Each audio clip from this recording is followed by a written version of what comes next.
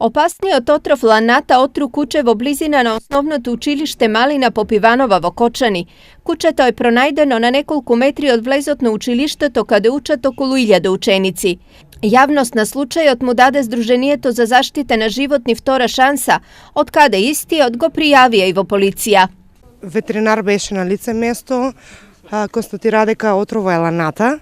Значи, ланата прво е забранен за продажба, како е најден не знам, ама со оглед на тоа што е близина на школа, дека тука се движат деца и плюс тоа, за жал, имаме многу луѓе што бркат по континери и така натаму, значи ставаме у ризик тук живот. Отровот на кочанските улици следува по серијата напади од кучиња во Скопје, но според активистите за заштита на животни, решението не е во труењето, туку во згрижувањето. Решението го имаме, некој се е потрудил, направил е комплетен, план, проект, се е направено. Мислам дека нема причина да не ни дозволат се изградба на стационар, за да немаме вакви немили настани, за да не дојде да не дојде ред, да треба да давам изјави за дете, за човек, не е битно.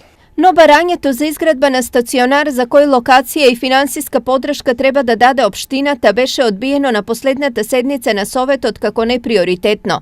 Наместо тоа, предност му е дадено на сегашното решение кучињата скитници да ги собира и третира шинтерска служба од Куманово.